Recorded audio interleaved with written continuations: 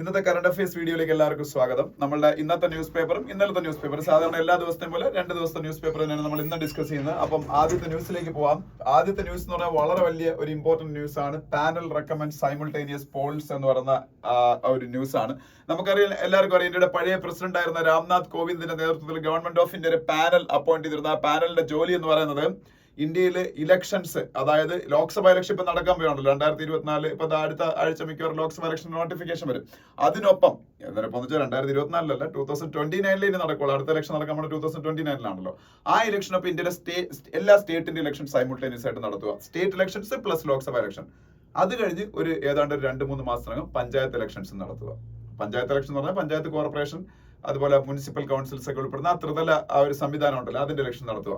ഇതിനുള്ള റെക്കമെൻഡേഷൻസ് എല്ലാം ഉൾപ്പെടെ ഇന്നലെ രാംനാഥ് കോവിന്ദ് പാനൽ കൊടുത്തു. എനിക്ക് ഒരു കാര്യം ഉറപ്പാണ്, അടുത്ത നടക്കാൻ പോണ ഇന്ത്യയിൽ അതാണ്. അതായത് അതിന് ഒരുപാട് എതിർപ്പൊക്കെ വരും, പക്ഷേ സ്റ്റിൽ അത് നടക്കുമെന്നാണ് ഞാൻ വിശ്വസിക്കുന്നത്. കാരണം ഇവർക്ക് വലിയ ഭൂരിപക്ഷം കിട്ടുമെന്നാണ് ഇന്നലത്തെ ഒപ്പീനിയൻ പോൾസ് ഒക്കെ ചിലതൊക്കെ പറയുന്നത്. ഇപ്പം ഈ നെറ്റ്വർക്ക് 18 ചാനൽ നടത്തിയതിൽ 400-ലധികം സീറ്റിന്റെ ഭൂരിപക്ഷമൊക്കെയാണ് ഇവർക്ക് പറയുന്നത്. എന്തായാലും ജയിക്കും എന്നുള്ള കാര്യം ഉറപ്പാണ്. അപ്പൊ അത് അവർക്ക് പിന്നെ അതിനുള്ള റിക്വസ്റ്റ് മെജോറിറ്റി ഉണ്ടെന്നുണ്ടെങ്കിൽ പിന്നെ സ്റ്റേറ്റുകളുടെ സപ്പോർട്ട് കൂടെ വേണം. അത് വേറൊരു കാര്യം. സ്റ്റേറ്റുകളിൽ പകുതി കൂടുതൽ എണ്ണത്തിന്റെ സപ്പോർട്ട് വേണം. അത് കിട്ടും അവർക്ക്. കാര്യം അവർ തന്നെയാണ് ഓൾമോസ്റ്റ് ഇന്ത്യയിലെ പകുതി കൂടുതൽ സ്റ്റേറ്റുകൾ ഭരിക്കുന്നത്. അപ്പൊ സ്റ്റേറ്റ് ലെജിസ്ലേറ്റീവ് അസംബ്ലീസിന്റെ സപ്പോർട്ട് പകുതി കൂടുതൽ എണ്ണത്തിന്റെ സപ്പോർട്ട് കൂടെ വേണമെന്നാണ് നമ്മുടെ കോൺസ്റ്റിറ്റ്യൂഷണൽ ആയിട്ടുള്ള റിക്വയർമെന്റ് എന്ന് പറഞ്ഞത്. അത് അവർക്ക് കിട്ടാൻ സാധ്യതയുണ്ട് ഈ ഒരു സാഹചര്യത്തിൽ സ്റ്റേറ്റുകൾ ഭരിക്കുന്നതുകൊണ്ട്, ഇത്രയും ഭൂരിപക്ഷം സ്റ്റേറ്റുകളിൽ ഉള്ളതുകൊണ്ട്. അങ്ങനെയാണെങ്കിൽ മിക്കവാറും 29 തൊട്ട് ഇന്ത്യയിലെ ലോക്സഭ ഇലക്ഷനും എല്ലാ സ്റ്റേറ്റുകളിലെ ഇലക്ഷനും ഒരുമിച്ചായിരിക്കും നടക്കാൻ പോകുന്നത്. അതിനുള്ള റെക്കമെൻഡേഷൻസ് ആണ് ഇന്നലെ രാംനാഥ് കോവിന്ദ് കമ്മിറ്റി കൊടുത്തത്. അത് ആണ് ഇതിലുള്ള ന്യൂസ് എന്ന് പറയുന്നത്. അതിനടുത്ത news, poll bonds 22 firms donated over ₹100 crore. BJP got highest share എന്നുള്ള സംഭവം. അത് നമുക്കൊക്കെ അറിയാം. ഈ സ്റ്റേറ്റ് ബാങ്ക് ഓഫ് ഇന്ത്യയുടെ ആയിരുന്നല്ലോ പോൾ ബോണ്ടുമായിട്ട് ബന്ധപ്പെട്ട ഡീറ്റെയിൽസ് എല്ലാം ഉണ്ടായിരുന്നു. ആ ഡീറ്റെയിൽസ് എല്ലാം എത്രയും പെട്ടെന്ന് ഇന്ത്യയിലെ പിന്നീട് സുപ്രീം കോടതിക്ക് കൊടുക്കണമെന്ന് സുപ്രീം കോടതി അത് പിന്നീട് ഇലക്ഷൻ കമ്മീഷന് ഹാൻഡ് ഓവർ ചെയ്തു. അങ്ങനെയൊക്കെ ആയിരുന്നു ഇപ്പൊ നടന്നത്. കണ്ടംപ്റ്റ് ഓഫ് കോർട്ടിന്റെ ഒരു വിഷയം വരെ SBIക്ക് വരികയൊക്കെ ചെയ്തു. അപ്പൊ ആ ഡീറ്റെയിൽസ് കിട്ടിയ ഡീറ്റെയിൽസ് ഇന്നലെ ഇലക്ഷൻ കമ്മീഷന്റെ വെബ്സൈറ്റിൽ പബ്ലിഷ് ചെയ്തു. അപ്പൊ അതിനെ കുറിച്ചൊരു ന്യൂസ് ആണ്. അപ്പൊ അതിൽ മറ്റൊന്നും പറയാനില്ല. പിന്നെ താഴോട്ട് വരുമ്പോ will find a way for people without documents to apply under CAA. അത് ഞാൻ ഇനി പ്രത്യേകിച്ച് പറയേണ്ട ആവശ്യമില്ല. CAA സിറ്റിസൺഷിപ്പ് അമെന്റ്മെന്റ് ആക്ട് നമ്മൾ കഴിഞ്ഞ കാര്യമാണ്. ആ സിറ്റിസൺഷിപ്പ് അമെന്റ്മെന്റ് ആക്ടിന്റെ ബേസിൽ ഇന്ത്യയിലെ 6 കമ്മ്യൂണിറ്റീസിന്, ബംഗ്ലാദേശിൽ നിന്നും പാകിസ്ഥാനിൽ നിന്നും അഫ്ഗാനിസ്ഥാനിൽ നിന്നും വന്ന 6 കമ്മ്യൂണിറ്റീസിന് എന്ത് കിട്ടാൻ പോയാണ്? സിറ്റിസൺഷിപ്പ് കിട്ടാൻ പോയാണ്. അപ്പൊ അവര് ഇന്ത്യയുടെ നിയമം അനുസരിച്ച്, ഇന്ത്യയിലെ CAA നിയമം അനുസരിച്ച് അവർ വന്ന രാജ്യങ്ങളിൽ നിന്നുള്ള ഏതെങ്കിലും ഒരു വാലിഡ് ഡോക്യുമെന്റ് ഇവിടെ കാണിക്കണം. ഇപ്പൊ പാകിസ്ഥാനിൽ നിന്നാണ് വന്നെങ്കിൽ അവിടുത്തെ എന്തെങ്കിലും ഒരു വാലിഡ് ഡോക്യുമെന്റ്, ബംഗ്ലാദേശിൽ നിന്നാണെങ്കിൽ അവിടെ നിന്ന് ഡോക്യുമെന്റ്. പക്ഷെ അതില്ലാത്ത ഒരുപാട് ആൾക്കാരുണ്ട്. ഒരു ഡോക്യുമെന്റും അവർക്ക് എങ്ങനെയെങ്കിലും സിറ്റിസൺഷിപ്പ് കൊടുക്കാനുള്ള ഒരു ഇതും കൂടെ അത് കൊണ്ടുവരും. അമിത്ഷാ, ഇന്ത്യയുടെ ഹോം മിനിസ്റ്റർ, പറഞ്ഞ കാര്യം ഇത് ഹോം മിനിസ്ട്രിയാണ്. ഹോം മിനിസ്ട്രിക്ക് സിറ്റിസൺഷിപ്പ് കൊടുക്കാൻ പറ്റൂ. സിറ്റിസൺഷിപ്പ് കൊടുക്കാൻ റെസ്പോൺസിബിൾ ആയിട്ടുള്ള ഇന്ത്യയിലെ മിനിസ്ട്രി ഹോം മിനിസ്ട്രിയാണ്. ഓക്കെ, അപ്പോൾ അതറിഞ്ഞിരിക്കുക. പിന്നെ ഇത് ഈ CAA സിറ്റിസൺഷിപ്പ് അമെന്റ്മെന്റ് ആക്ടുമായിട്ട് ബന്ധപ്പെട്ട ഒരു എല്ലാ കാര്യങ്ങളും ഇൻവോൾവ് ചെയ്യുന്ന ഒരു വീഡിയോ ഞാൻ ഇന്നലെ നമ്മളുടെ ബിജുനേർ ഫാക്ട് ചെക്സ് എന്ന് പറഞ്ഞ യൂട്യൂബ് ചാനൽ ഇട്ടിട്ടുണ്ട്. അത് വളരെ ഇൻഫർമേറ്റീവ് ആണ്. നിങ്ങൾക്ക് ഇതിനായിട്ട് ബന്ധപ്പെട്ട ഒരുപാട് ഡൗട്ട്സ് നിങ്ങൾക്ക് അതിൽ നിന്ന് മാറും. അത് താല്പര്യമുള്ള ആൾക്കാർ, ഇതിനെക്കുറിച്ച് എന്തെങ്കിലും വിവരം വെക്കണം എന്നുള്ള ആൾക്കാർ അത് കാണുക. ഓക്കെ, പിന്നെ വേറെ ന്യൂസ് നമുക്ക് ഫ്രണ്ട് പേജിൽ ആവശ്യമുള്ള. ഓക്കെ, ഇനി നമ്മൾ അതിനടുത്ത പേജിലേക്ക് പോകുന്നു. അതിനടുത്ത പേജിലേക്ക് പോകുമ്പോൾ ഇവിടെ ഈ ന്യൂസ് നമുക്ക് വലിയ ആവശ്യമുള്ളതൊന്നുമല്ല. ഇതെല്ലാം പൊളിറ്റിക്കൽ ന്യൂസുകളാണ്. അതിന്റെ അടുത്ത പേജിലേക്ക് പോകുമ്പോൾ Nitish Kumar Rabri among 11 elected to council in Bihar. ഞാൻ നിങ്ങളുടെ പറഞ്ഞു, കൗൺസിൽ, ലെജിസ്ലേറ്റീവ് അസംബ്ലിയും ലെജിസ്ലേറ്റീവ് കൗൺസിലും ഉണ്ട്. ലെജിസ്ലേറ്റീവ് കൗൺസിൽ എന്ന് പറയുന്നത് നമ്മുടെ കേരളത്തിലൊന്നും ഇല്ല. ഇന്ത്യയിൽ ഒരു 7ഓളം സ്റ്റേറ്റുകളിലാണ് ഉള്ളത്. തെലങ്കാനയില്, ആന്ധ്രയില്, കർണാടകത്തില്, അതുപോലെ മഹാരാഷ്ട്രയില്, ബീഹാറില്, ഉത്തർപ്രദേശില്, അങ്ങനെ ഒരു 6-7 സ്റ്റേറ്റുകളിലാണ് ഇതുള്ളത്. അപ്പൊ ലെജിസ്ലേറ്റീവ് കൗൺസിലിലെ ഇലക്ഷനിൽ ഇപ്പൊ ആൾക്കാർ ജയിക്കുന്നതിന്റെയൊക്കെ ന്യൂസുകളാണ്. നിതീഷ് കുമാർ, ബീഹാറിന്റെ ചീഫ് മിനിസ്റ്റർ, അവിടുത്തെ കൗൺസിലിലേക്ക് ഇലക്ട് ചെയ്യപ്പെട്ടതിനെ കുറിച്ചൊക്കെ ഉള്ളൊരു ന്യൂസാണ്. പിന്നെ ഇതൊരു അത്യാവശ്യമുള്ള ന്യൂസാണ്. ഓക്കെ, ഏതാണെന്ന് ഞാൻ പറയാം.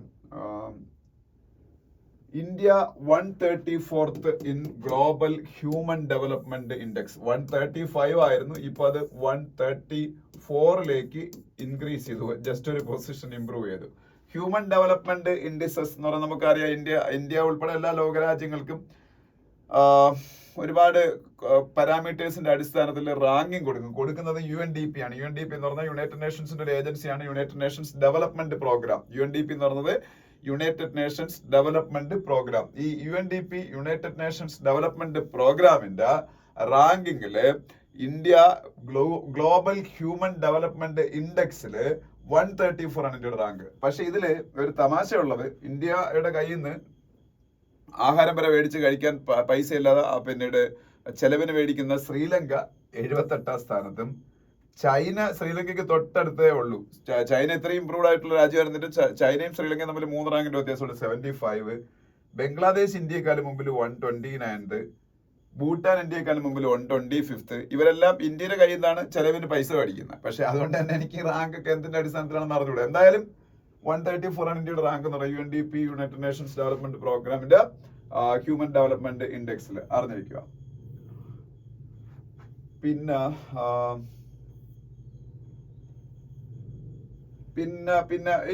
ആവശ്യമുള്ള ന്യൂസ് ഒന്നുമില്ല. നമുക്ക് ഇതേയുള്ള പേജിലെ ന്യൂസ്. അതിനടുത്ത പേജ് ആവശ്യമില്ല, സ്പോട്ട്ലൈറ്റ്. അതിനടുത്ത പേജ് മെട്രോ പ്ലസ്, അതും വേണ്ട. അതിനടുത്ത പേജിലേക്ക് പോകുമ്പോ 2 എഡിറ്റോറിയൽസ്. ഞാൻ പറഞ്ഞിട്ടുണ്ട്, എഡിറ്റോറിയൽസ് എത്രത്തോളം നമുക്ക് ആവശ്യമില്ലാത്ത എഡിറ്റോറിയലുകൾ ആണെങ്കിലും നമ്മളിത് വായിക്കും, only because of English improvement. അതിന്റെ വേണ്ടിയിട്ട്, ഇംഗ്ലീഷ് ഇംപ്രൂവ്മെന്റിന് വേണ്ടിയിട്ട് മാത്രമാണ്. ഇനവിറ്റബിൾ കൊളാപ്സ് എന്ന് പറഞ്ഞ ആദ്യത്തെ എഡിറ്റോറിയൽ. ഈ എഡിറ്റോറിയൽ എന്തിനെ കുറിച്ചാണെന്ന് ചോദിച്ചാൽ ഇത് ഈസി ആയിട്ട് നിങ്ങൾക്ക് എല്ലാവർക്കും വായിച്ചാൽ മനസ്സിലാവും. അത് പൊളിറ്റിക്കൽ എഡിറ്റോറിയലാണ്. പക്ഷേ പൊളിറ്റിക്കൽ എഡിറ്റോറിയൽ ആയതുകൊണ്ട് നമുക്ക് ആവശ്യമില്ല. പക്ഷേ കോംപ്രിഹെൻഷൻ പാസേജ് എന്നുള്ള രീതിയിൽ നമ്മൾ എടുക്കുകയാണ്. ഇനവിറ്റബിൾ കൊളാപ്സ് എന്ന് പറയുന്ന ഫസ്റ്റ് എഡിറ്റോറിയലിൽ BJPയുടെ ഹരിയാനയിലെ ഗവൺമെന്റ് ഇത്രയും കാലം BJP JJP അലയൻസ് ആയിരുന്നു. JJP എന്ന് പറഞ്ഞാൽ അവിടുത്തെ ഒരു പാർട്ടിയാണ്. പേരൊന്നും പഠിച്ചാലും കുഴപ്പമില്ല. ജനനായക് ജനതാ പാർട്ടി എന്ന് പറഞ്ഞാൽ അവർ രണ്ടുപേരും ചേർന്നായിരുന്നു ഗവൺമെന്റ് ഫോം ചെയ്തിരുന്നത്. മനോഹർ ലാൽ ഖട്ടർ അവിടുത്തെ ചീഫ് മിനിസ്റ്റർ ആയിരുന്നു. ദുഷ്യന്ത് ചൗത്താല എന്ന് പറഞ്ഞ ആൾ അവിടുത്തെ ഡെപ്യൂട്ടി ചീഫ് മിനിസ്റ്റർ. അയാൾ JJP പാർട്ടിയുടെ ലീഡർ ആയിരുന്നു. പക്ഷേ ഇപ്പൊ JJP BJP തമ്മിൽ ബ്രേക്കപ്പ് ആയിട്ട് അവര് പുതിയ ഒറ്റയ്ക്ക് തന്നെ ഗവൺമെന്റ് ഫോം ചെയ്തു. BJPയോടെ നയാബ് സിംഗ് സേനിയെ പുതിയ ചീഫ് മിനിസ്റ്റർ ആക്കി. ഇത് നമ്മൾ ക്ലാസ്സിൽ മുമ്പ് ഡിസ്കസ് ചെയ്ത കാര്യമാണ്. നയാബ് സിംഗ് സേനി. ഈ നയാബ് സിംഗ് സേനി എന്ന് പറഞ്ഞാൽ അവിടുത്തെ ഒരു OBC ലീഡറാണ്. OBC leader. ഈ അവിടുത്തെ ഏറ്റവും വലിയ ഡോമിനന്റ് കാസ്റ്റ് എന്ന് പറഞ്ഞാൽ ജാട്ട് എന്ന് പറഞ്ഞ കാസ്റ്റ് ആണ്. ജാട്ട് കാസ്റ്റ്. ഈ ജാട്ട് കാസ്റ്റ് ഉള്ള ആളാണ് ഈ ജനനായക് ജനതാ പാർട്ടി എന്ന് പറഞ്ഞ അവരുടെ പാർട്ടിയാണ്. അപ്പൊ ഈ ജാട്ടുകൾ BJPക്ക് അഗേൻസ്റ്റ് ആണ്. കാര്യം ഇപ്പൊ ഈ അവർ പൊതുവെ ഫാമേഴ്സ് ഒക്കെയാണ്. അപ്പൊ ഈ ഫാമേഴ്സിന്റെ അജിറ്റേഷനും BJPക്ക് അഗേൻസ്റ്റ് ആയിട്ടുള്ള ഒരു അവരുടെ പ്രചരണങ്ങളൊക്കെ നമുക്കറിയാം. അപ്പൊ എന്തായാലും ജാട്ടിന്റെ വോട്ട് കിട്ടത്തില്ല. പിന്നെ അവിടുത്തെ ഏറ്റവും വലിയ കമ്മ്യൂണിറ്റി എന്ന് പറഞ്ഞാൽ OBC ആണ്. 40% OBCs ഉണ്ട്. അപ്പൊ ആ OBCs, അതായത് നോൺ ജാട്ട് കമ്മ്യൂണിറ്റീസ് അവരെല്ലാരും.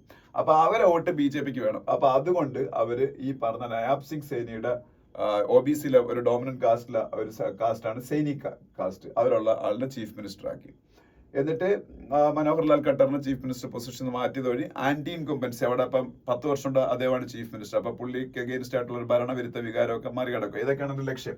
അപ്പം അതിനെ കുറിച്ചാണ് ഫസ്റ്റ് എഡിറ്റോറിയൽസ്. ഇത് ഞാൻ ഇത്രയും പറഞ്ഞു തന്നത് നിങ്ങളത് വായിക്കാൻ നിങ്ങൾക്ക് അത് എളുപ്പമാകാൻ വേണ്ടിയിട്ടാണ്. ഇനി രണ്ടാമത്തെ എഡിറ്റോറിയൽ സ്ക്വയർ 1 എന്ന് പറയുന്ന എഡിറ്റോറിയൽ, അത് നമുക്ക് അറിഞ്ഞിരിക്കേണ്ട എഡിറ്റോറിയൽ തന്നെയാണ്. കാരണം എന്ന് വെച്ചാൽ ഇന്ത്യയുടെ ഇലക്ഷൻ കഴിഞ്ഞ ഉടനെ തന്നെ അമേരിക്കയിൽ ഇലക്ഷൻ നടക്കും. അമേരിക്കയിൽ 2024 മിഡിലോടുകൂടി അല്ലെങ്കിൽ മിഡിൽ കഴിയുമ്പോൾ ഇലക്ഷൻ നടക്കും. അവിടെ ഡൊണാൾഡ് ട്രംപും ജോയ് ബൈഡനും തമ്മിലാണ് ഇലക്ഷനിൽ മത്സരം. ഈ തൊട്ട് മുന്നിലത്തെ ഇലക്ഷനിൽ മത്സരിച്ച കാൻഡിഡേറ്റ്സ് എഗെയിൻ അവിടുത്തെ ഇലക്ഷനിൽ വീണ്ടും മത്സരിക്കാൻ വേണ്ടിയിട്ട് വരുന്നത് റയറായിട്ട് അമേരിക്കയിൽ സംഭവിക്കുന്നത്. 1956 കണ്ടാണ് അവസാനം അങ്ങനെ സംഭവിച്ചത്. അതിനുശേഷം ഇപ്പൊ വീണ്ടും അങ്ങനെ നടക്കുവാണ്.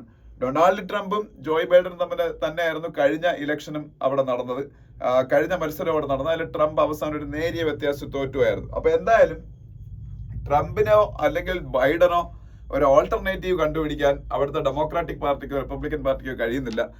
നല്ല ഏജ്ഡ് ആയിട്ടുള്ള 2 ലീഡേഴ്സാണ് ഇവർ രണ്ടുപേരും തന്നെയാണ് അവിടുത്തെ ഇപ്പോഴും ഏറ്റവും ത്രൂ ഔട്ട് അമേരിക്ക അല്ലെങ്കിൽ ഓൾ ഓവർ അമേരിക്ക ഒരു വലിയൊരു അപ്പീലുള്ള അവിടുത്തെ 2 വലിയ ലീഡേഴ്സ് എന്ന് പറയുന്നത്. അതുകൊണ്ട് തന്നെ അവരെ പ്രൈമറീസ് ഒക്കെ കണ്ടക്ട് ചെയ്ത് അവർ രണ്ടുപേരെയും വീണ്ടും അവിടുത്തെ പ്രസിഡൻഷ്യൽ കാൻഡിഡേറ്റ് ആക്കി മാറ്റിയിരിക്കുകയാണ്. ഇപ്പോൾ നടക്കുന്ന ഒപ്പീനിയൻ പോൾസ് എല്ലാം വളരെ മുന്നിൽ നിൽക്കുന്നത് ഡൊണാൾഡ് ട്രംപ് ആണ്. വലിയ എന്തെങ്കിലും തിരിച്ചടികൾ അദ്ദേഹത്തിന് ഉണ്ടായില്ല എന്നുണ്ടെങ്കിൽ ട്രംപ് തന്നെ അവിടെ വീണ്ടും പ്രസിഡന്റ് ആയിട്ട് വരാനുള്ള സാധ്യതയും കൂടുതലാണ്. അതൊക്കെയാണ് ഈ സെക്കൻഡ് എഡിറ്റോറിയൽ എന്ന് പറയുന്നത്. ഇനി ഭൂട്ടാൻസ് ഓപ്പണിംഗ് മൂവ് ഇറ്റ്സ് ഗലഫു ഗാംബിറ്റ് എന്ന് പറയുന്ന ഒരു ആർട്ടിക്കിൾ സുഹാസിനി ഹൈദറിന്റെ ഇവിടെ ഉണ്ട്. ഈ ഗലഫു ഗാംബിറ്റ് എന്ന് ഉദ്ദേശിക്കുന്നത് ഞാൻ നിങ്ങളുടെ അടുത്ത് പറഞ്ഞാണ്. ഇപ്പൊ ഭൂട്ടാന്റെ പ്രൈം മിനിസ്റ്റർ ഇപ്പൊ ഇന്ത്യയിലുണ്ട്. ഭൂട്ടാന്റെ പ്രൈം മിനിസ്റ്റർ ആണ് ഷെറിംഗ് തോബ്ഗെ. ഭൂട്ടാന്റെ പ്രൈം മിനിസ്റ്റർ അദ്ദേഹം ഇന്ത്യ വിസിറ്റ് ചെയ്തു. ഇനിയിപ്പോ അടുത്ത ആഴ്ച മോഡി ഭൂട്ടാൻ വിസിറ്റ് ചെയ്യാണെന്നുള്ള ഒരു ന്യൂസും ഇന്നത്തെ ഹിന്ദുവിൽ തന്നെ ഉണ്ട്. അപ്പൊ ഈ ഇദ്ദേഹം ഇന്ത്യ വിസിറ്റ് ചെയ്യാൻ കാര്യം, അവിടെ സാധാരണ ഫസ്റ്റ് ഒരു പ്രൈം മിനിസ്റ്റർ അധികാരം ഏറ്റി കഴിഞ്ഞാൽ അവരുടെ first foreign visit is to India. It is always like that. It's a tradition, it's a custom എന്ന് പറഞ്ഞാൽ എന്താണ് ഞാൻ ഉദ്ദേശിച്ചത്, കസ്റ്റം എന്നുള്ള മീനിങ്ങിലല്ല, അതൊരു കസ്റ്റം പോലെ അവിടെ കൊണ്ടു നടക്കുന്ന ഒരു കാര്യമാണ്. അവിടെ മാത്രമല്ല, ശ്രീലങ്കയില്, നേപ്പാളില്, മാലദ്വീപ്സിൽ അങ്ങനെ ആയിരുന്നു. പക്ഷെ ഇപ്പൊ മുഹമ്മദ് ബൈസ് വന്നതിന് ശേഷം അതൊക്കെ അവർ ബ്രേക്ക് ചെയ്തു. ഇന്ത്യ അത്രത്തോളം അവർ വിറപ്പിച്ചു, അല്ലെങ്കിൽ അവർ വെറുക്കുന്നു. അപ്പം ഷെറിംഗ് തോബ്ഗെ ഇന്ത്യയിലേക്ക് വരുന്നു, അവിടുത്തെ പ്രൈം മിനിസ്റ്റർ ആയിട്ട് അധികാരം ഏറ്റെടുത്തതിനു ശേഷം. അദ്ദേഹത്തിന്റെ പ്രധാനപ്പെട്ട ലക്ഷ്യം എന്ന് പറയുന്നത് ഗലഫു എന്ന് പറയുന്ന സിറ്റി ഡെവലപ്മെന്റിൽ ഇന്ത്യയുടെ അസിസ്റ്റൻസ് ആണ്. ഗലഫു മൈൻഡ്ഫുൾനെസ് സിറ്റി. ഞാൻ പറഞ്ഞു അവിടെ ഒരു എയർപോർട്ടൊക്കെ വരുന്നുണ്ട്, ഗലഫു എയർപോർട്ടൊക്കെ. ഇത് ഇന്ത്യയുടെ നോർത്ത് ഈസ്റ്റേൺ റീജിയനിലെ കണക്ടിവിറ്റി പ്രോഗ്രാമിന്റെ ഭാഗമായിട്ട് ഇന്ത്യക്ക് ഇത് ഭയങ്കര യൂസ്ഫുൾ ആണ്. ഇതിൽ കോടിക്കണക്കിന് രൂപയുടെ ഇൻവെസ്റ്റ്മെന്റ് വേണം. അതിൽ ഗ്രീൻ സിറ്റിയും കൂടെയാണ്. അവിടെ പൊല്യൂഷൻ ഒന്നും ഉണ്ടാവാത്ത രീതിയിലാണ് അവർ പ്ലാൻ ചെയ്യുന്നത്. അപ്പൊ അതിൽ ഇന്ത്യയുടെ ബിസിനസ്മെന്നൊക്കെ ആയിരിക്കും, ഇന്ത്യയിലെ വലിയ വ്യവസായികളൊക്കെ ആയിരിക്കും അതിൽ ഇൻവെസ്റ്റ് ചെയ്യാൻ പോകുന്നത്. അപ്പൊ ഇതിനെയൊക്കെ കുറിച്ചാണ് അതിന്റെ ഈ ഒരു ഇതിനകത്തുള്ളത്. ഓക്കെ, പിന്നെ അതിന്റെ അടുത്ത പേജിൽ പോകുമ്പോൾ has poverty really drop to 5% in India എന്നും പറഞ്ഞ ഒരു ന്യൂസ് ഒരു ഇതുണ്ട്. അത് നിങ്ങൾ വായിച്ചു നോക്കിയാൽ നിങ്ങൾക്ക് അതിനെ കുറച്ചുകൂടി വിവരം ഉണ്ടാവും. ഞാൻ നിങ്ങളുടെ ക്ലാസ്സിൽ മുമ്പ് പഠിപ്പിച്ചിട്ടുള്ളതാണ്. ഇന്ത്യയിലെ house hold consumption expenditure survey, HCES, house hold consumption expenditure survey, അത് NSSO നടത്തുന്നതാണ്, നാഷണൽ സാമ്പിൾ സർവേ ഓർഗനൈസേഷൻ. അവർ നടത്തിയ ഹൗസ് ഹോൾഡ് കൺസംഷൻ എക്സ്പെൻഡിച്ചർ സർവേയുടെ അടിസ്ഥാനത്തിൽ ഇന്ത്യയിലെ എക്സ്ട്രീം പോവർട്ടി 5%-ലും താഴെ പോയി, 5%-ലും താഴെ പോയി എന്നാണ് പറയുന്നത്. അപ്പോൾ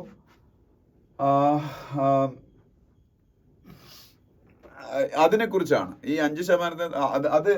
അത് പറഞ്ഞത് നിതി ആയോഗ് ആദ്യം പറഞ്ഞു, national institution for transforming India പറഞ്ഞു, പിന്നെ അത് സ്റ്റേറ്റ് ബാങ്ക് ഓഫ് ഇന്ത്യയുടെ റിസർച്ച് വിങ് പറഞ്ഞു, അതിനുശേഷം പിന്നെ ഒരു അമേരിക്കൻ ഏജൻസി ബ്രൂക്ലിനോ അങ്ങനെ എന്തോ, ഈ ഇടയ്ക്ക് നിങ്ങൾക്ക് ഒരു വീഡിയോയിൽ അത് പറഞ്ഞിട്ടുണ്ട്, അവരൊക്കെ പറഞ്ഞു. അപ്പൊ അത് ശരിയാണോ, യഥാർത്ഥത്തിൽ 5% താഴെയായിട്ട് ഇത് പോയിട്ടുണ്ടോ എന്നൊക്കെ കൂടുതൽ ഒരു എന്താ പറയുന്ന ഇലാബറേറ്റ് ആയിട്ട് അനലൈസ് ചെയ്യുന്ന ഒരു ആർട്ടിക്കിൾ ആണെന്ന് പറയുന്നത്. അപ്പൊ അത് താല്പര്യമുള്ളവർ വായിച്ചു നോക്കുക. ഇനി അതിനടുത്ത പേജിൽ പോകുമ്പോൾ CAA and status of judicial proceedings എന്ന് പറയുന്ന ഒരു ആർട്ടിക്കിൾ കാണാം. അത് CAA സിറ്റിസൺഷിപ്പ് അമെന്റ്മെന്റ് ആക്ടുമായിട്ട് ബന്ധപ്പെട്ട ഒരുപാട് കേസുകൾ സുപ്രീം കോടതിയിലുണ്ട്. ആ കേസുകളുടെ കാര്യങ്ങളൊക്കെയാണ് ഈ പറയുന്നത്. ഇത് ഞാൻ ഇന്നലെ ഈ പറഞ്ഞില്ല, ഞാൻ ബിജു നായർ ഫാക്ട് ചെക്സ് എന്ന് പറയുന്ന യൂട്യൂബ് ചാനലില് CAA സിറ്റിസൺഷിപ്പ് അമെന്റ്മെന്റ് ആക്ട് സംസ്ഥാനങ്ങൾക്ക് റദ്ദാക്കാൻ അല്ലെങ്കിൽ നടപ്പാക്കാതിരിക്കാൻ പറ്റുമോ, അതൊക്കെയാണ് ആ ക്വസ്റ്റ്യൻ. ആ ക്വസ്റ്റിനൊക്കെ ആൻസറാണ് ഞാൻ വീഡിയോയിൽ പറയുന്നത്. അപ്പൊ കേരളം നടപ്പാക്കൂലെന്ന് പറഞ്ഞു, അങ്ങനെ പറ്റുമോ? തമിഴ്നാട് നടപ്പാക്കൂലെന്ന് പറഞ്ഞു, അങ്ങനെ പറ്റുമോ? വെസ്റ്റ് ബംഗാൾ, ഈ 3 സ്റ്റേറ്റുകൾ നടപ്പാക്കൂലെന്ന് പറഞ്ഞു, അങ്ങനെ പറ്റുമോ എന്നുള്ള കാര്യം ഞാനിതിൽ ഡിസ്കസ് ചെയ്യുന്നുണ്ട്. അതുപോലെ കോടതി വ്യവഹാരങ്ങൾ, കോടതി കേസുകളുടെ വിധി എന്തായിരിക്കും. ഇപ്പൊ കേരളം തന്നെ ഈ സിറ്റിസൺഷിപ്പ് അമെന്റ്മെന്റ് ആക്ട് റദ്ദാക്കണം എന്ന് പറഞ്ഞ് സുപ്രീം കോടതി കേസ് കൊടുത്തിട്ടുണ്ട്. പക്ഷെ MR അഭിലാഷ് എന്ന് പറയുന്ന സുപ്രീം കോടതി അഡ്വക്കേറ്റിന്റെ അഭിപ്രായം ഞാൻ ഇന്നലെ മാതൃഭൂമിയിൽ വായിച്ചതൊക്കെ ഞാൻ ആ വീഡിയോയിൽ പറയുന്നുണ്ട്. അദ്ദേഹം പറയുന്നത് വെച്ചാൽ ഇതിൽ ആരുടെയും സിറ്റിസൺഷിപ്പ്, ഇന്ത്യൻ സിറ്റിസൺഷിപ്പ് ഉള്ള ആൾക്കാരുടെ കവർന്നെടുക്കുന്നില്ല, ഒരു മതത്തിലുള്ള ആൾക്കാരുടെയും സിറ്റിസൺഷിപ്പ് കവർന്നെടുക്കുന്നില്ല, ഇത് കൊടുക്കാൻ വേണ്ടി മാത്രമുള്ളതാണ്. അപ്പൊ അതുകൊണ്ട് തന്നെ അങ്ങനെ സിറ്റിസൺഷിപ്പ് ആർക്ക് കൊടുക്കണമെന്നൊക്കെ തീരുമാനിക്കാനുള്ള അവകാശം ഇന്ത്യൻ പാർലമെന്റിനാണ്. അതുകൊണ്ട് തന്നെ സുപ്രീം കോടതിയിൽ ഇത് മരവിപ്പിക്കാനോ അല്ലെങ്കിൽ റദ്ദാക്കാനുള്ള സാധ്യത വളരെ ശ്രമകരമായിരിക്കും, കുറവാണെന്ന് അദ്ദേഹം പറഞ്ഞു. സുപ്രീം കോടതി എങ്ങനെയാണ് തീരുമാനിക്കാമെന്ന് അറിഞ്ഞുകൂടാ. അപ്പൊ എന്തായാലും ഞാനത് ജസ്റ്റ് പറഞ്ഞേ ഉള്ളൂ, അതുമായിട്ട് ബന്ധപ്പെട്ട ഒരു ആർട്ടിക്കിൾ കണ്ടതുകൊണ്ട്. ഓക്കെ, പിന്നെ അതിനടുത്ത പേജുകളിലേക്ക് പോകുമ്പോ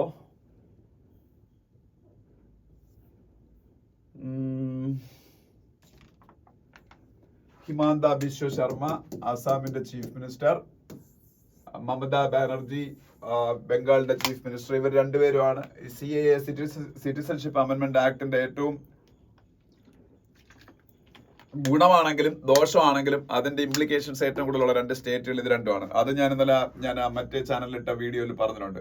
അതായത് ഇന്ത്യയിൽ ഏറ്റവും കൂടുതൽ ഈ പറഞ്ഞ ഇമിഗ്രൻസ് ഈ ബംഗ്ലാദേശിൽ നിന്നൊക്കെ വന്നേക്കുന്നത് ആസാമിലും ബംഗാളിലുമാണ്.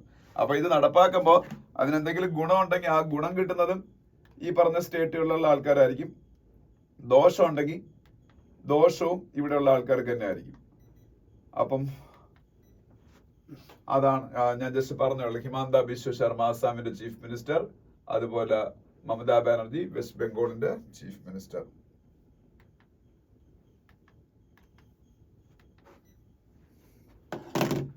ഇനി അതിനടുത്ത പേജിൽ പോകുമ്പോൾ നമ്മൾ ഡിസ്കസ് ചെയ്യേണ്ട 1-2 കാര്യങ്ങൾ അവിടെ ഉണ്ട്. ഒന്നെന്ന് പറയുന്നത് ഇന്ത്യയുടെ, ഞാൻ പറഞ്ഞു, ഇലക്ഷൻ കമ്മീഷനിൽ 2 ഒഴിവുകൾ വന്നായിരുന്നു. 2 ഒഴിവുകൾ ഈ ഇടയ്ക്ക് അരുൺ ഗോയൽ റിസൈൻ ചെയ്യുകയും അനൂപ് ചന്ദ്ര അതിൽ നിന്ന് റിട്ടയർ ആവുകയും ചെയ്തപ്പോൾ, അപ്പൊ അതിന് പകരം 2 പേരെ പുതുതായിട്ട് അപ്പോയിന്റ് ചെയ്തേക്കും. ഇപ്പൊ വീണ്ടും ഇലക്ഷൻ കമ്മീഷൻ ഫുൾ കോട്ടയായി. ചീഫ് ഇലക്ഷൻ കമ്മീഷൻ രാജീവ് കുമാറും ഉണ്ട്, 2 ഇലക്ഷൻ കമ്മീഷണേഴ്സ് ഉണ്ട്. അവരാരൊക്കെയാണെന്ന് നോക്കാം. ഇനി പുതിയ ഇലക്ഷൻ കമ്മീഷണേഴ്സിനെ അപ്പോയിന്റ് ചെയ്യാൻ വേണ്ടിയിട്ട് ഉണ്ടാക്കിയ നിയമത്തിന്റെ അടിസ്ഥാനത്തിൽ വരുന്ന ആദ്യമായിട്ട് സെലക്ട് ചെയ്യുന്ന ആൾക്കാരാണ്. പുതിയ ഇലക്ഷൻ കമ്മീഷണേഴ്സിനെ അപ്പോയിന്റ് ചെയ്യാനുള്ള പുതിയ നിയമത്തിന്റെ പേര് chief election commissioner and other election commissioners appointment conditions of service and terms of office act 2023 എന്നാണ്. അതെങ്ങനെ കാണാൻ പഠിക്കണമെന്നില്ല, പറഞ്ഞാൽ chief election commissioner and other election commissioners appointment conditions of service and term of office act 2023. ഇത് പ്രകാരമാണ് ഇന്ത്യയുടെ prime minister, അതുപോലെ ഇന്ത്യയുടെ opposition leader, അതുപോലെ ഇന്ത്യയുടെ പിന്നീട് ഒരു ക്യാബിനറ്റ് മിനിസ്ട്രി 3 പേരും ചേർന്നാണ് ഇനി തൊട്ട് സെലക്ട് ചെയ്യുന്നതൊക്കെ തീരുമാനിച്ചത് ഈ നിയമം വഴി. ഓക്കെ, ആ പുതുതായിട്ട് വന്ന ആൾക്കാരൊക്കെ ഒന്ന് ജ്ഞാനേഷ് കുമാർ, ഒന്നാമത്തെ ആളുടെ പേര് ജ്ഞാനേഷ് കുമാർ. ഇതൊരു കേരള കേഡർ IAS ഉദ്യോഗസ്ഥനായിരുന്നു, റിട്ടയർ ആയി. രണ്ടാമത്തെ ആളുടെ പേര് സുഖ്ബീർ സിംഗ് സന്ധു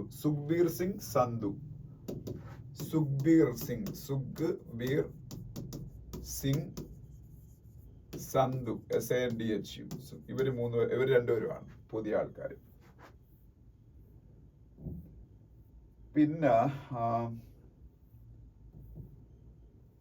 പിന്നെ ഈ പേജിലെ ന്യൂസുകളൊന്നും ആവശ്യമുള്ളല്ലോ. അതിന്റെ അടുത്ത പേജിലേക്ക് പോവാം. പോകുമ്പോൾ അവിടെ 1-2 കാര്യങ്ങൾ പറയാനുണ്ട്.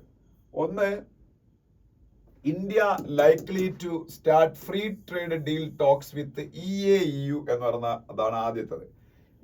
നമുക്കറിയാം, ഈ ഇടയ്ക്ക് നമ്മള് European free trade association EFTA ഇപ്പം ഈ പറഞ്ഞ free trade agreement FTA sign ചെയ്തു. അതിന്റെ പേര് TEPA എന്നാണ്. നമ്മളതൊക്കെ പഠിച്ചതാണ്. ഇനി ഇന്ത്യ EAEU എന്ന് പറയുന്ന സംഭവമായിട്ട് മിക്കവാറും ഉടനെ ഫ്രീ ട്രേഡ് എഗ്രിമെന്റ് ഉണ്ടാക്കാനുള്ള ടോക്സ് സ്റ്റാർട്ട് ചെയ്യുമെന്ന് പറഞ്ഞിട്ടുണ്ട്. EAEUന്റെ എക്സ്പാൻഷൻ എന്ന് പറഞ്ഞാല് യൂറേഷ്യൻ എക്കണോമിക് യൂണിയൻ എന്നാണ്. ഓക്കെ, അപ്പൊ ഈ യൂറേഷ്യൻ എക്കണോമിക് യൂണിയൻ എന്ന് പറയുന്നത് 5 രാജ്യങ്ങൾ അതിലുള്ളത്. അപ്പൊ അതില് റഷ്യ ഉണ്ട്, ബെലറൂസ് ഉണ്ട്, പിന്നെ കസാഖിസ്ഥാൻ ഉണ്ട്, പിന്നെ അർമേനിയ ഉണ്ട്, പിന്നെ വേറെ ഏതോ ഒരു രാജ്യം കൂടെയാണ്. മൊത്തം 5 രാജ്യങ്ങൾ അതിലുള്ളത്. അപ്പൊ ഇത് ബെലറൂസും റഷ്യയൊക്കെ ഇപ്പം ലോകത്തിലെ അൺടച്ചബിൾ കൺട്രീസ് അല്ലേ. അതായത് ഈ യുക്രൈൻ റഷ്യ വാറിന്റെ പേരിൽ എല്ലാ രാജ്യങ്ങളും അവരെ ഒറ്റപ്പെടുത്തിക്കുന്നതാണ്. അപ്പൊ അങ്ങനെ ഒരു ഗ്രൂപ്പുമായിട്ട് ഇന്ത്യ ഫ്രീ ട്രേഡ് എഗ്രിമെന്റ് ഉണ്ടാക്കാൻ ടോക്സ് നടത്തുന്ന പറയുമ്പോൾ അതിന് അതിൻ്റെതായ ഇംപ്ലിക്കേഷൻസ് ഉണ്ട്. അപ്പൊ അതുകൊണ്ടാണ് അത് എടുത്ത് വിശദമായിട്ട് പറഞ്ഞേക്കുന്നത്. ഇപ്പോ ബെലറൂസിന്റെ ഫോറിൻ മിനിസ്റ്റർ ഇപ്പൊ ഇന്ത്യയിലുള്ള സമയം കൂടിയാണ്. അദ്ദേഹമാണ് ഈ ഒരു സ്റ്റേറ്റ്മെന്റ് പറഞ്ഞത്. അതുപോലെ Modi will travel to Bhutan next week. ഭൂട്ടാന്റെ പ്രൈം മിനിസ്റ്റർ ഇപ്പൊ ഇന്ത്യയിൽ വന്ന് പോയില്ല എന്ന് എന്റെ വിശ്വാസം, എപ്പോഴും ഇന്ത്യയിലുണ്ടെന്ന് തോന്നുന്നു. അദ്ദേഹം വന്നിട്ട് ഇന്ത്യയിൽ നിന്ന് തിരിച്ചു വന്ന അതേ സമയത്ത് തന്നെ മോഡി ഭൂട്ടാൻ വിസിറ്റ് ചെയ്യാണ്. അപ്പൊ അങ്ങോട്ട് അത്രയും വലിയ സ്ട്രോങ് റിലേഷൻഷിപ്പാണ് ഈ 2 രാജ്യങ്ങൾ തമ്മിലുള്ളതെന്നാണ് കാര്യം. ഒരു രാജ്യത്തിന്റെ പ്രൈം മിനിസ്റ്റർ ഇന്ത്യയിൽ വന്ന് വിസിറ്റ് ചെയ്യുന്നു, തൊട്ടടുത്ത ആഴ്ച ഇന്ത്യയുടെ പ്രൈം മിനിസ്റ്റർ അങ്ങോട്ടേക്ക് പോകുന്നു. അപ്പൊ ഞാൻ ഈ പറഞ്ഞ ഗൾഫ് മൈൻഡ്ഫുൾ സിറ്റി അതുപോലെ ഉൾപ്പെടെ പല കാര്യങ്ങളും ഉണ്ട് ഇന്ത്യക്കും ഈ ഇന്ത്യക്കും ഭൂട്ടാനും ഇടയിൽ, ഭൂട്ടാനും ഇന്ത്യക്കും ഇടയിൽ സ്ട്രാറ്റജിക് ആയിട്ടുള്ള കുറെ കാര്യങ്ങളൊക്കെ ഉണ്ട്. ഇന്ത്യക്ക് ഭൂട്ടാനായിട്ട് അതിർത്തി ഉള്ളതാണ്. അപ്പം ചൈനയ്ക്കും അവിടെ ഭൂട്ടാനുമായിട്ട് അതിർത്തിയുണ്ട്. അപ്പൊ അവിടെ ചൈനയും ഭൂട്ടാനും തമ്മിലുള്ള ഈ ബൗണ്ടറി ഡിസ്പ്യൂട്ട്സ് ഒക്കെ ഉണ്ട്. ആ ഡിസ്പ്യൂട്ട് പരിഹരിക്കാൻ വേണ്ടി ഇവർ തമ്മിൽ ടോക്സ് നടത്തിയ ആ ടോക്സ് നടത്തുമ്പം ഇൻ കേസ് ചൈനയ്ക്ക് ഫേവറബിൾ ആയിട്ടാണ് ആ ഒരു എഗ്രിമെന്റ് വരുന്നതെങ്കിൽ അത് ഇന്ത്യയെ ബാധിക്കാൻ സാധ്യതയുണ്ട്. കാര്യം ചൈനയ്ക്ക് അവിടെ ഒരു ഇന്ത്യക്ക് അൺവാണ്ടഡ് ആയിട്ടുള്ളൊരു അഡ്വാൻറ്റേജ് അവർക്ക് അവിടെ കിട്ടുകയും അത് ഇന്ത്യയുടെ സ്ട്രാറ്റജിക് ഇൻട്രസ്റ്റുകളെ ബാധിക്കുകയും ചെയ്യും. അതുകൊണ്ടാണ് ഇന്ത്യ ഇത്രയും ആക്റ്റീവായിട്ട് ഭൂട്ടാനുമായിട്ട് ടോക്സ് ഒക്കെ ഇപ്പൊ നടത്തിക്കൊണ്ടിരിക്കുന്നത്. പിന്നെ അറിഞ്ഞിരിക്കുക, ഇപ്പൊ ഷെറിംഗ് തോബ്ഗെയുടെ ഫോട്ടോ അവിടെ കാണാം. ഇത് ഒന്ന് അറിഞ്ഞിരിക്കേണ്ടതാണ്. Centre unveils project for cashless treatment of road crash victims. പക്ഷെ ആ സ്കീമിന് ഒരു പേരൊന്നും ഇത് പറഞ്ഞിട്ടില്ല, അതിന് പേരൊന്നും കൊടുത്തിട്ടില്ലെന്ന് അറിഞ്ഞൂടാ.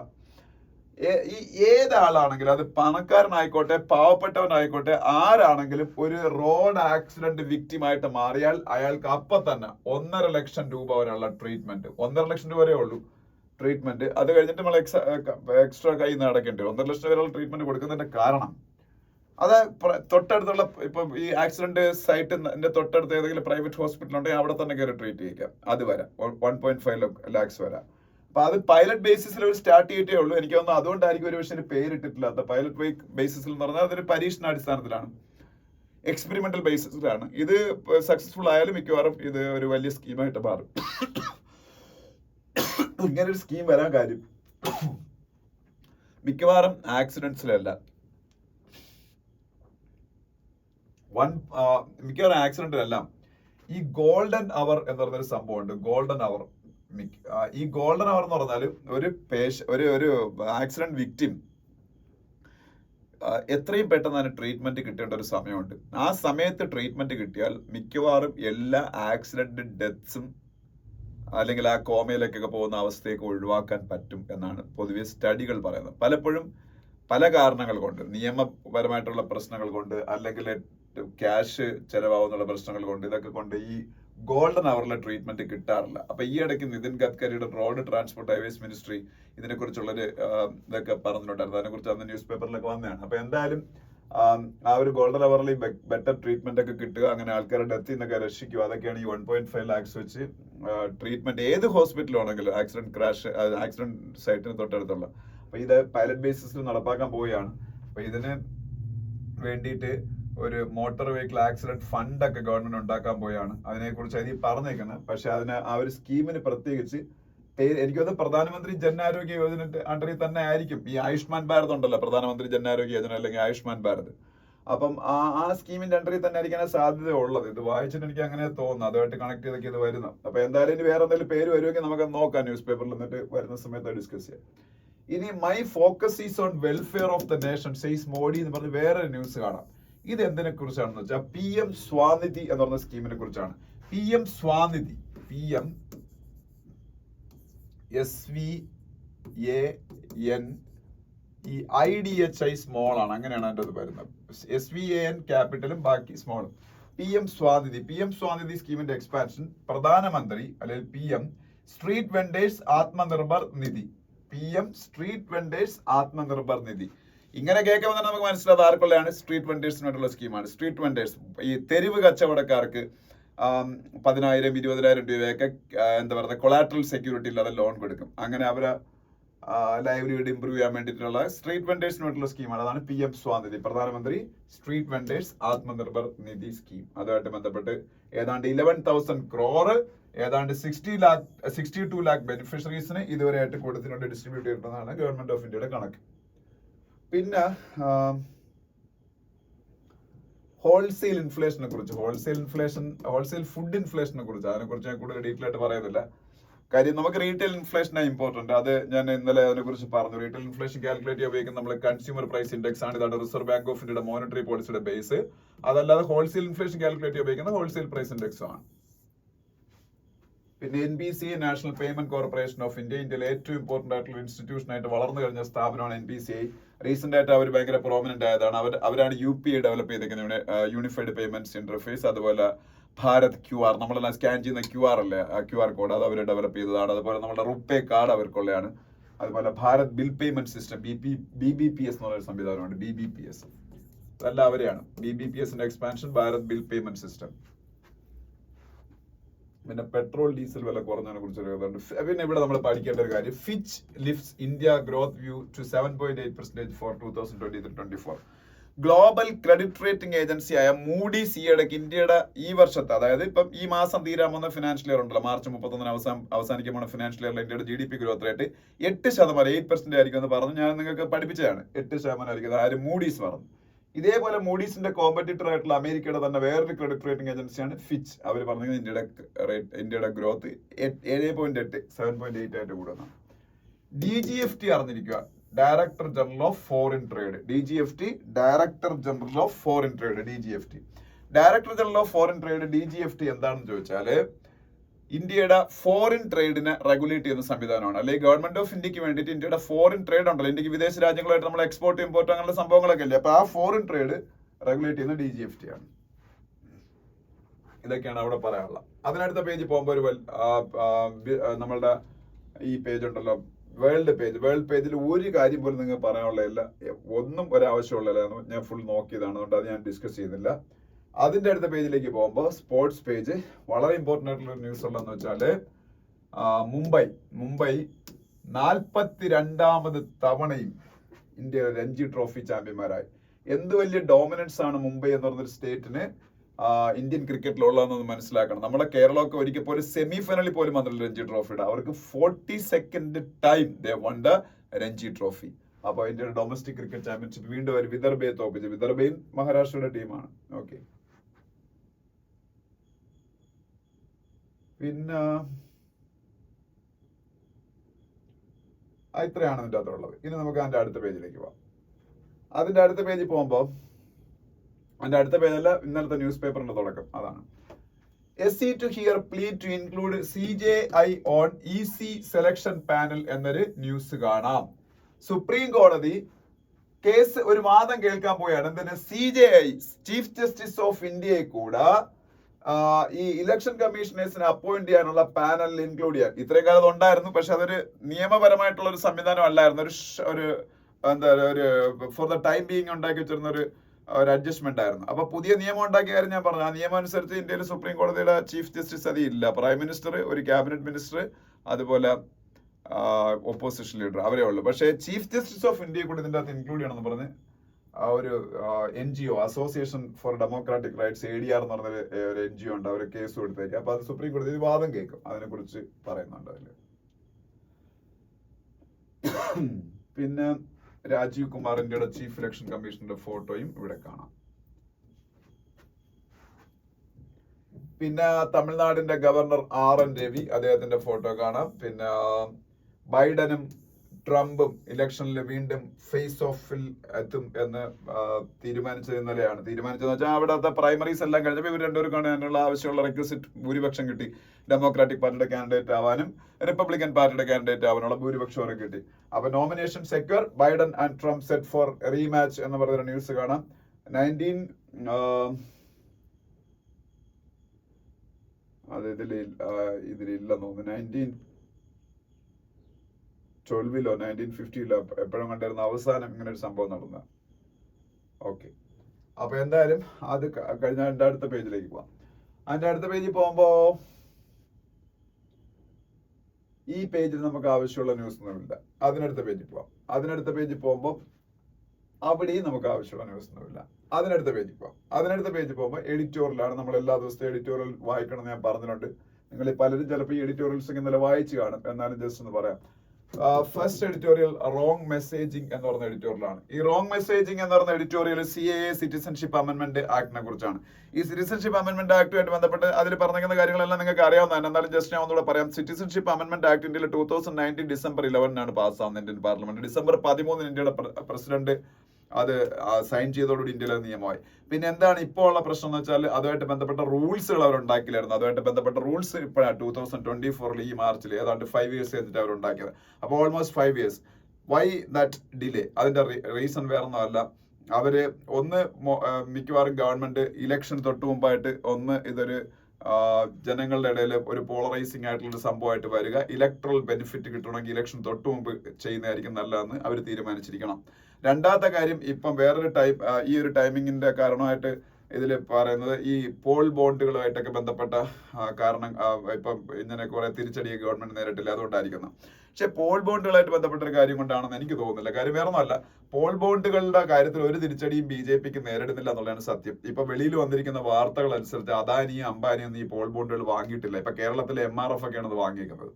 ഇന്ന് പത്രങ്ങളിലെല്ലാം ഉണ്ട്. അല്ലെങ്കിൽ കേരളത്തിൽ തന്നെ ഒരു ലോട്ടറി രാജാവായിരുന്ന സാന്റിയാഗോ മാർട്ടിൻ എന്നൊക്കെ പറഞ്ഞ ആൾക്കാരാണ്. അപ്പൊ അതുകൊണ്ട് അവർക്ക് അതൊരു തലവേദന ഉണ്ടാക്കുന്ന ഒരു സംഭവമായിട്ട് മാറുന്ന എനിക്ക് തോന്നുന്നില്ല. അപ്പൊ ഇത് വേറൊന്നുമല്ല, ഇലക്ഷൻ തൊട്ട് മുമ്പായിട്ട് പോളറൈസ് ചെയ്യുക, ആൾക്കാരെ വോട്ട് കിട്ടുക, അതായിരിക്കും ഒരു കാര്യത്തിൽ പറഞ്ഞിട്ടുണ്ട്. അത് തന്നെ ആയിരിക്കും കാര്യമല്ല, മറ്റേ പറഞ്ഞ കാര്യം ആയിരിക്കത്തില്ല. അപ്പൊ എന്തായാലും ഇതിൽ പറയുന്ന ഒരു കാര്യം, ഇന്ത്യയിലെ മുസ്ലിംസിന് ഇതുകൊണ്ട് എന്തെങ്കിലും പ്രശ്നമുണ്ടോ? ഇന്ത്യയിലെ മുസ്ലിംസിന് ഇതുകൊണ്ട് ഒരു പ്രശ്നവും ഇല്ല. കാര്യം ഇത് സിറ്റിസൺഷിപ്പ് കൊടുക്കാനുള്ളതാണല്ല, സിറ്റിസൺഷിപ്പ് എടുത്ത് മാറ്റാനുള്ളതല്ല.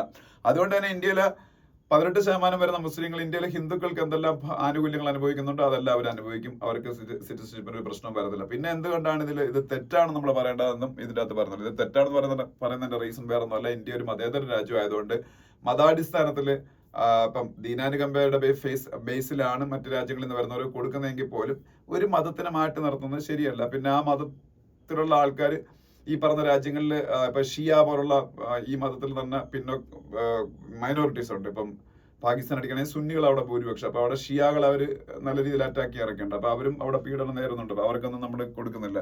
അങ്ങനെ കുറച്ച് പ്രോബ്ലംസ് ഒക്കെയാണ് ഇതിനകത്ത് പറയുന്നത്. അപ്പൊ അതാണ് ഫസ്റ്റ് എഡിറ്റോറിയൽ റോങ് മെസ്സേജിങ് എന്ന് പറഞ്ഞ എഡിറ്റോറിയൽ. സെക്കൻഡ് എഡിറ്റോറിയലിലെ ഫ്രഷ് സ്റ്റാൻസ് എന്ന് പറഞ്ഞ എഡിറ്റോറിയൽ വേറെ ഒന്നുമല്ല, അതും നമുക്ക് അറിയാവുന്ന കാര്യം തന്നെയാണ്. TEPA എന്ന് പറഞ്ഞ എഗ്രിമെന്റ് നമ്മൾ EFTA ആയിട്ട് ഉണ്ടാക്കിയ. EFTA എന്നുള്ള European free trade association, Switzerland, അതുപോലെ പിന്നീട് ലിച്ചൻസ്റ്റീൻ, അതുപോലെ ഐസ്ലാൻഡ്, അങ്ങനെയുള്ള 3-4 രാജ്യങ്ങളാണല്ലോ അതിൻ്റെ അകത്തുള്ളത്. അപ്പൊ ഈ രാജ്യങ്ങളായിട്ട് നമ്മൾ ഉണ്ടാക്കിയ TEPA എഗ്രിമെന്റ്. TEPA എഗ്രിമെന്റ് എന്ന് പറഞ്ഞാൽ നമുക്ക് നമ്മളെ സംബന്ധിച്ച് വളരെ പാത്ത് ബ്രേക്കിംഗ് ആയിട്ടുള്ള എഗ്രിമെന്റ് ആണെന്നാണ് ഈ ഇതിന്റെ അകത്ത് പറയുന്നത്. കാര്യം $100 ബില്യൺ അവർ അടുത്ത 15 വർഷം കൊണ്ട് ഇന്ത്യയിൽ ഇൻവെസ്റ്റ് ചെയ്യും. 1 മില്യൺ ജോബുകൾ ഇന്ത്യയിൽ ജനറേറ്റ് ചെയ്യും എന്നുള്ളതുകൊണ്ട് മാത്രമല്ല, കാര്യം ഇന്ത്യ യൂറോപ്യൻ യൂണിയനുമായിട്ടും ബ്രിട്ടനുമായിട്ടും, അതായത് UK ഇപ്പൊ ഫ്രീ ട്രേഡ് അഗ്രിമെന്റിന് വേണ്ടിയുള്ള ടോക്സ് നടത്തിക്കൊണ്ടിരിക്കുകയാണ്. അപ്പം അതിൽ UK ആയിട്ടുള്ള ഫ്രീ ട്രേഡ് അഗ്രിമെന്റിന്റെ ടോക്സ് ഏതാണ്ട് ഫൈനൽ സ്റ്റേജിലാണ്. മിക്കവാറും ഉടനെ തന്നെ അത് സൈൻ ചെയ്യുക. അടുത്ത 2-3 മാസങ്ങൾക്കുള്ളിൽ അത് ഉറപ്പാണെന്ന് പറഞ്ഞത്. കഴിഞ്ഞ വർഷം അവസാനം സൈൻ ചെയ്യേണ്ടി ഇരുന്നതായിരുന്നു. അപ്പൊ അതിന് മുന്നോടിയായിട്ട് ഇങ്ങനെ ഒരു അഗ്രിമെന്റ് വരുന്നത് നല്ലതാണ്. അതുപോലെ നമ്മൾ ഓസ്ട്രേലിയയുമായിട്ടുള്ള ഫ്രീ ട്രേഡ് അഗ്രിമെന്റ് ഏതാണ്ടൊക്കെ ഒരു ഫൈനൽ സ്റ്റേജിൽ നിൽക്കുകയാണ്. അതുപോലെ നമ്മൾ ഇപ്പം ഈ UAE-യുമായിട്ടുള്ള ഫ്രീ ട്രേഡ് അഗ്രിമെന്റ് ഇപ്പോൾ അങ്ങോട്ട് ഫൈനലൈസ് ചെയ്ത് എല്ലാം സൈൻ ചെയ്ത് കഴിഞ്ഞതേ ഉള്ളൂ. അപ്പൊ ഒരു സമയത്ത് ലോകത്തില് പ്രൊട്ടക്ഷനിസ്റ്റ് എന്നറിയപ്പെടുന്ന ഒരു എക്കോണമി, അതായത് നമ്മൾ ഭയങ്കര ക്ലോസ്ഡ് എക്കോണമി ആയിരുന്നു, വേറൊരു രാജ്യത്തിന്റെ ഇൻവെസ്റ്റ്മെന്റ് ഒന്നും ഇവിടെ അലോ ചെയ്യിക്കില്ലായിരുന്നു. നെഹ്റുവിയൻ എക്കണോമിക്സ് അങ്ങനെയായിരുന്നു.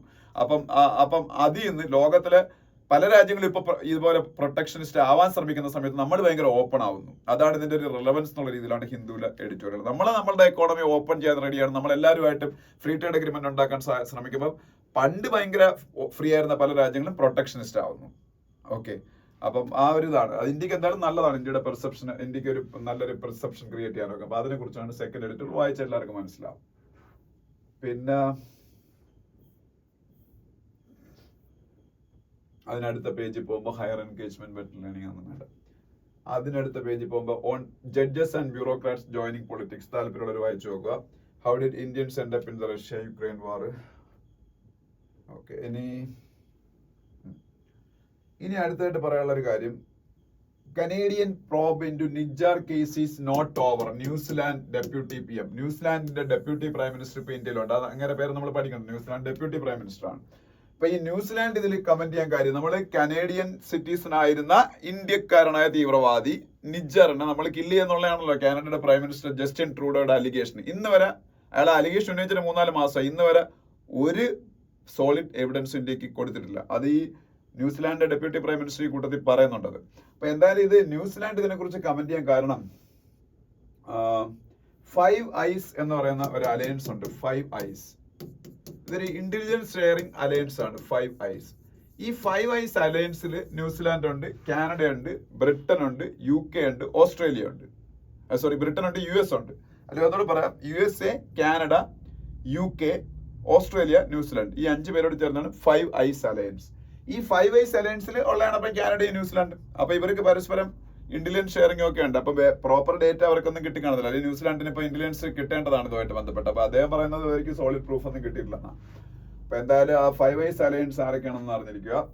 പിന്നെ താഴോട്ട് വരുമ്പോൾ Uttarakhand bill on uniform civil code gets president's nod എന്നൊരു ന്യൂസ് കാണാം.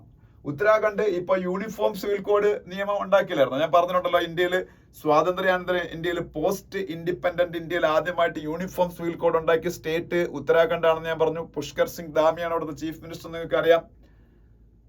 എന്നാൽ ഗോവ അങ്ങനെയല്ല. ഗോവയിൽ പണ്ടേ ഉണ്ട്, പക്ഷേ പോർച്ചുഗീസുകാർ ഉണ്ടാക്കിയതാണ് നമ്മൾ പറഞ്ഞിട്ടുണ്ട്. അപ്പൊ ഇത് നിയമം പാസ്സായ മാത്രം പോലെ പ്രസിഡന്റിന്റെ സിഗ്നേച്ചറും വേണമായിരുന്നു. അപ്പം പ്രസിഡൻഷ്യൽ സിഗ്നേച്ചർ അതിന് കിട്ടി, പ്രസിഡന്റിന്റെ നോഡ് അതിന് കിട്ടി. ഓക്കെ, സാധാരണ ഗവർണറിന്റെ സിഗ്നേച്ചർ മതി. പക്ഷെ ചില ഇതുപോലുള്ള കാര്യങ്ങളിൽ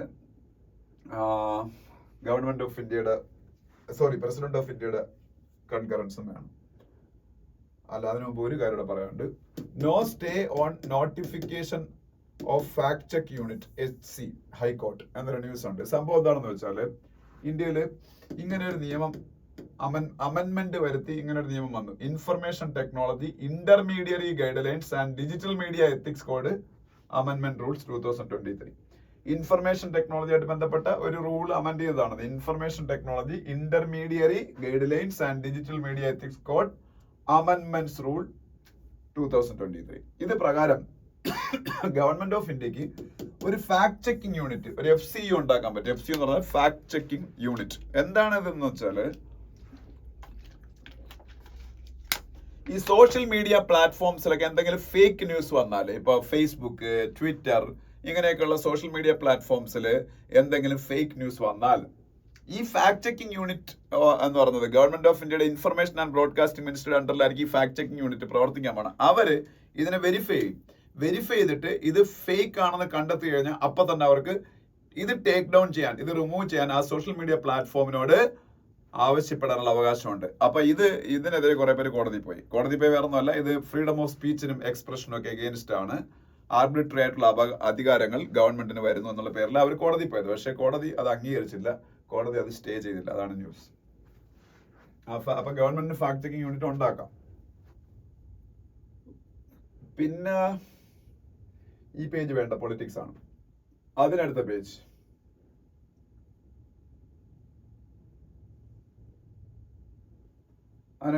പോകുമ്പോൾ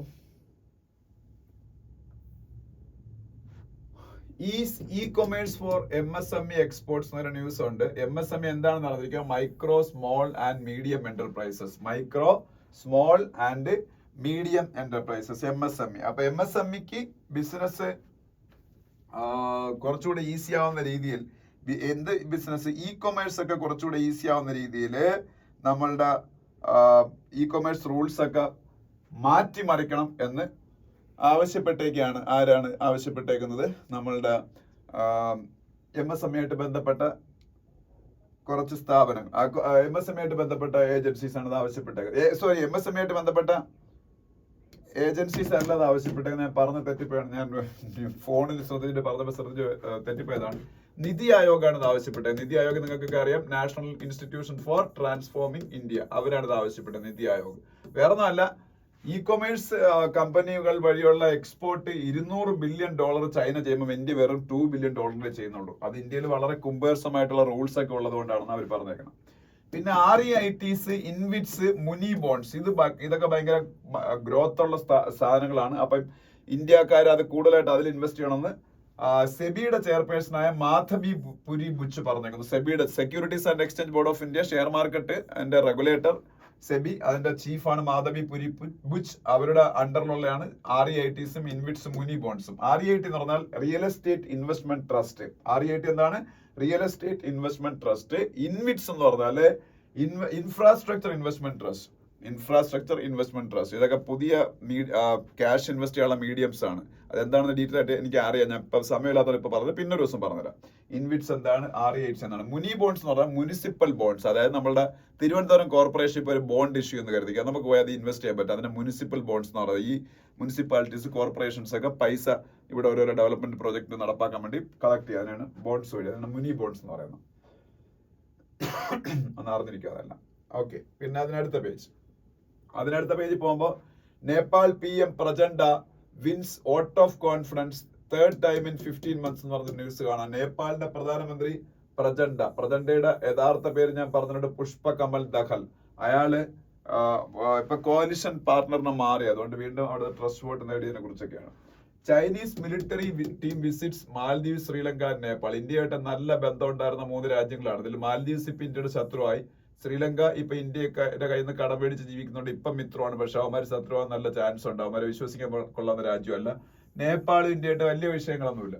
ഈ 3 രാജ്യങ്ങളെ ഇന്ത്യയെ വെറുപ്പിക്കാൻ വേണ്ടിയിട്ടാണെന്ന് ചൈനയുടെ മിലിറ്ററി ടീം അവിടെ സ്ഥിരമായിട്ട് വിസിറ്റ് ചെയ്തോണ്ടിരിക്കുക. അതിന്റെ ന്യൂസുകൾ എപ്പോഴും പത്രത്തിൽ വരാറുണ്ട്, അത് ഇന്നും ഉണ്ട്. പിന്നെ Russia ready to use nuclear weapons if sovereignty is threatened, says Putin. Russian sovereignty threaten ചെയ്യപ്പെട്ടാൽ, അതായത് നാറ്റോയിൽ ഇപ്പൊ സ്വീഡനും ഇപ്പം റീസെന്റ് ആയിട്ട് ജോയിൻ ചെയ്തു. അപ്പൊ അങ്ങനെ എന്നിട്ട് പറഞ്ഞു യുക്രൈനിലേക്ക് നാറ്റോയുടെ ട്രൂപ്സിനെ സെൻഡ് ചെയ്യുന്നതിനൊന്നും ഞങ്ങൾ മടിക്കൂലെന്ന് ഈ ഇടയ്ക്ക് ഫ്രാൻസും ഒക്കെ പറഞ്ഞിട്ടുണ്ടായിരുന്നു. അങ്ങനെ വല്ലതും സംഭവിച്ച് ഞങ്ങളുടെ സോവറിനിറ്റി ത്രെട്ടൻ ചെയ്യപ്പെട്ടാൽ ന്യൂക്ലിയർ ആംസ് പ്രയോഗിക്കാൻ ഞങ്ങൾ മടിക്കില്ല എന്നാണ് പുടിൻ പറഞ്ഞിരിക്കുന്നത്. അതിനെക്കുറിച്ച് ഒരു ന്യൂസ് കാണാം. ഇനി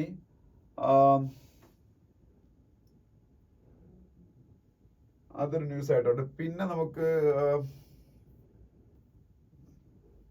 അതിനടുത്ത പേജ് പോകുമ്പോൾ സ്പോർട്സ് പേജ് ആണ്.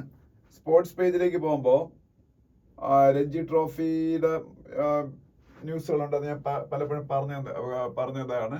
രഞ്ജി ട്രോഫി ചാമ്പ്യന്മാരാരാണ്? മുംബൈ ആണ്. അതുപോലെ ഇതിൽ വേറൊരു കാര്യം പറയാനുള്ളത്, ബാഡ്മിന്റണിലെ ഏറ്റവും വലിയ ടൂർണമെന്റ് ആണ് ഓൾ ഇംഗ്ലണ്ട് ചാമ്പ്യൻഷിപ്പ്. ബാഡ്മിന്റണിലെ ഏറ്റവും വലിയ ടൂർണമെന്റ് ആണ് ഓൾ ഇംഗ്ലണ്ട് ചാമ്പ്യൻഷിപ്പ്. ഈ ഓൾ ഇംഗ്ലണ്ട് ചാമ്പ്യൻഷിപ്പ് എന്ന് പറയുന്ന ബാഡ്മിന്റണിലെ ഏറ്റവും വലിയ ടൂർണമെന്റ് ഇപ്പം നടന്നുകൊണ്ടിരിക്കുകയാണ്. ഈ ഓൾ ഇംഗ്ലണ്ട് ചാമ്പ്യൻഷിപ്പ് വിൻ ചെയ്ത 2 ഇന്ത്യക്കാരേ ഉള്ളൂ. ഒന്നെന്ന് പറയുന്നത് ഗോപി ചന്ദ് ആണ്, വേറൊരാള് പ്രകാശ് പാദുക്കോൺ. പ്രകാശ് പാദുക്കോൺ ലോകത്തിലെ നമ്പർ 1 ബാഡ്മിന്റൺ പ്ലെയർ ഒക്കെ ആയിരുന്നു ഒരു സമയത്ത്. അപ്പൊ ആ പ്രകാശ് പാദുക്കോണും ഒപ്പം ഗോപി ചന്ദ് എന്ന് പറയുന്നത് ഇന്ത്യയുടെ ഒരു വലിയ ബാഡ്മിന്റൺ പ്ലെയർ ആയിരുന്നു. അദ്ദേഹം ഇപ്പൊ ഇന്ത്യൻ ബാഡ്മിന്റൺ ടീമിന്റെ കോച്ചാണ്. അദ്ദേഹം ആണ് ഈ all England badminton championship win ചെയ്തിട്ടുള്ള 2 പ്ലേയേഴ്സ്. അപ്പം ഇത് ലോകത്തിലെ ഏറ്റവും പ്രസ്റ്റീജിയസ് ആയിട്ടുള്ള ടൂർണമെന്റ് ആണ്. അപ്പൊ ഇതിലിപ്പോ ഇന്ത്യയുടെ ലക്ഷ്യ സെൻ നമുക്കൊക്കെ അറിയാം, അദ്ദേഹം ഇപ്പൊ ക്വാർട്ടർ ഫൈനലിൽ കയറി. അതുപോലെ സാത്വിക് സായ്രാജ്, ചിരാഗ് ഷെട്ടി വേൾഡിലെ നമ്പർ 1 പെയറാണ്, അവരും ക്വാർട്ടർ ഫൈനലിൽ എത്തിയിട്ടുണ്ട്. ഓക്കെ, പിന്നെ CK നായിഡു ട്രോഫി എന്ന് പറയുന്ന ക്രിക്കറ്റിലെ വേറൊരു ടൂർണമെന്റ് ഉണ്ട്, അത് വിൻ ചെയ്തത് കർണാടക. അപ്പൊ രഞ്ജി ട്രോഫി മുംബൈ വിൻ ചെയ്തു, CK Naidu trophy Karnataka win ചെയ്തു.